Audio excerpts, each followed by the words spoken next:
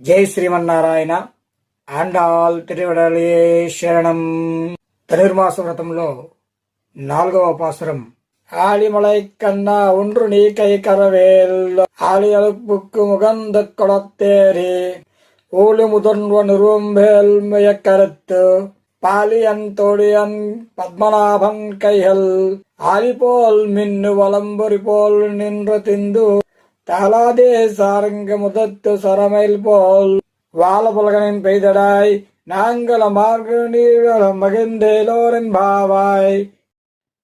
ఓ వానదేవుడా, మేము చేయబోవు ఈ వ్రతానికి మీరు చాలా అవసరము.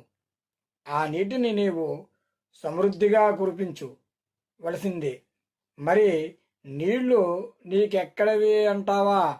సముద్రానికి వెళ్ళి సముద్రంలోని నీళ్లు గొంతు వరకు తృప్తిగా తాగి గర్జిస్తూ నింగికెగురు.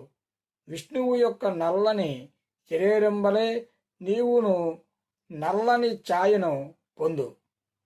జలాధీశాయ ధరించి చక్రకాంతి వలె మెరుపులతోనూ శంఖధ్వనిల వలె ఉరుములతోనూ సారంగమును నుండి వెలువడిన తీవ్రమైనటువంటి శరపరంపరలను శతత వర్షధారులతో లోకాలన్నీ ఆనందించేటట్లు వర్షించు. గోవిందుని పొందుగోరు మేమంతా ఈ మార్గశీర్ష మాసములో నీటి జల్లులాడే వ్రతము ఆచరిస్తాం. గోదాదేవి వర్షం కోసము మేఘానికి విన్నపాన్ని విన్నవించింది ఈ 4వ పాసురంలో.